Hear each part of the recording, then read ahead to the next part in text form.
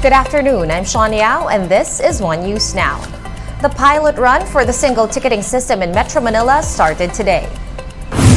Metro Manila Council President and San Juan City Mayor Francis Zamora said that 7 cities in the NCR will be ready for the full implementation of the scheme in the coming weeks. Under the system, traffic violations in participating local governments will have the same fines, procedures, and digital payment platforms. Sinabi po ng LTO na sa mga ganito po, dapat palaging incremental muna o batch by batch bago gawing region-wide o pati nationwide. Para kung may mga problema, pwede namin ayusin o i-adjust bago namin ilunsad po sa lahat.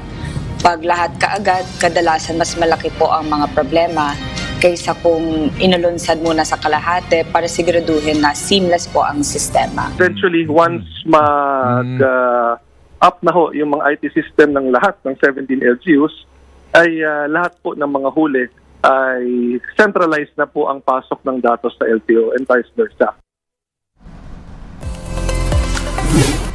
And speaking of traffic, the local government of Manila has closed the Lagusnilad underpass to traffic. The decades-old passage will undergo repairs for at least 4 months or until September. These repairs will include upgrading, concreting, and drainage improvement of the road. Motorists are advised to take alternate routes in the meantime. Siguro, mag-aano muna ng biyahe. Magbabawas ng biyahe. Imbis na 3, magiging 2 na lang.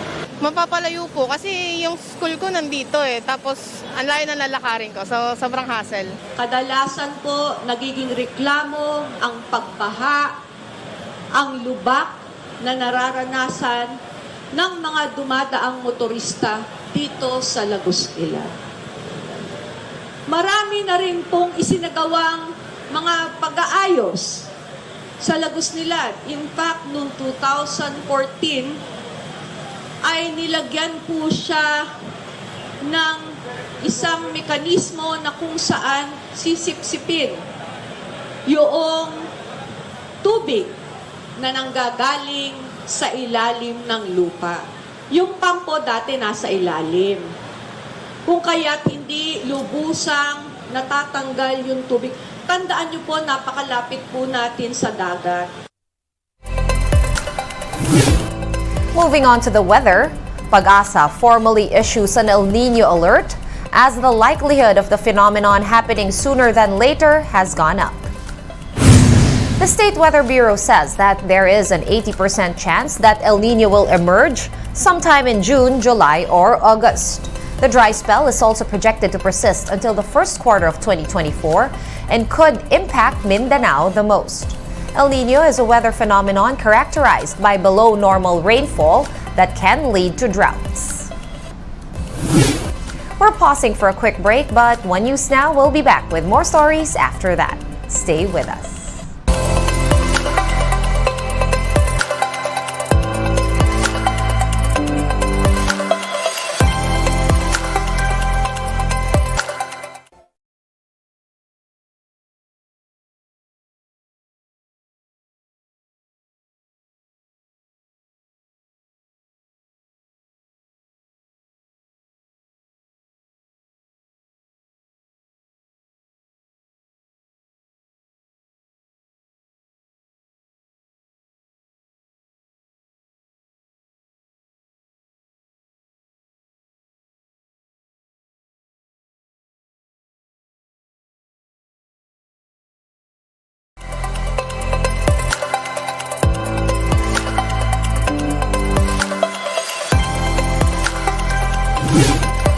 Thank you for staying with us here on One News Now.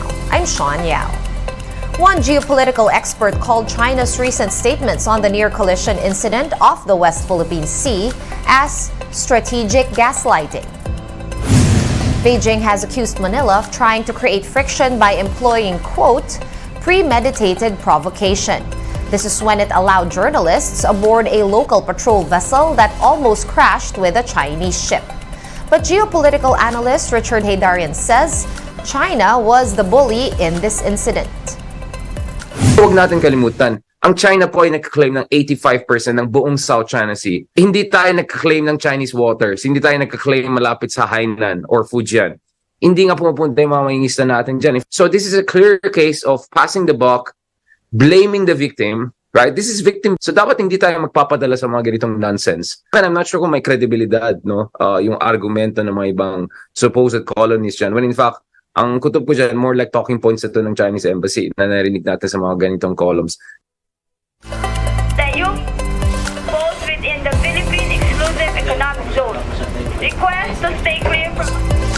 For its part, the Philippine Coast Guard has denied any intent of provocation. The PCG also explained that the National Security Advisor and the Press Secretary authorized members of the media to join the maritime patrols so they can see the real situation in the West Philippine Sea. The intention of which is for us to inform the international community of what is happening in the West Philippine Sea. We don't have any other reasons. From the very beginning, we disclose what are the objectives of this maritime patrol. I think it is unfair to say that we are using this media as a cannon fodder. A retired Navy officer does not see the near collision in the West Philippine Sea as China's retaliation for the Philippines' Balikatan exercises with the United States. Speaking to the chiefs, former Navy Vice Admiral Alex Pama said that the recent encounter in disputed waters is a common occurrence. Pama finds it curious, though, that Beijing seems to be holding back when it comes to criticizing Manila and Washington's stronger partnership. Matagal na nilang ginagawa to eh. Yes. They've been doing that for so long. And incidentally, in fact, itong nangyayari sa Balikatan 2023, medyo nagugulat ako dahil hanggang ngayon mukhang wala pa silang matinding sagot diyan sa ginawa natin dahil parang akong feeling ko yung ginawa natin sa Balikatan, which I agree basically, no, is something that's in your face sa kanila eh. Let's now take a quick look at today's other top stories. Metro Manila mayors will be meeting on Friday to discuss the call of the MWSS to reduce water consumption amid the threat of El Nino. MMC President and San Juan City Mayor Francis Zamora says there should be a single policy across the entire NCR on this matter. Representatives of the MWSS and water concessionaires Maynilad and Manila Water are expected to join the meeting. The dry run for the single ticketing system across 7 Metro Manila cities has started today. This new scheme is in effect in Caloocan, Manila, Muntinlupa, Parañaque, Quezon City, San Juan, and Valenzuela. This trial run aims to test the new system before its actual implementation across the entire NCR on May 12. The Finance Department is encouraging corporations to avail of the Securities and Exchange Commission's or SEC's amnesty program. This reprieve is for companies that have incurred fines or have had their certificates of registration revoked due to late or non-filing of certain reportorial requirements. Interested corporations can apply for the amnesty program until June 30. One News Now will be back with the latest stories at 6:30 p.m. I'm Sean Yao. We are One News.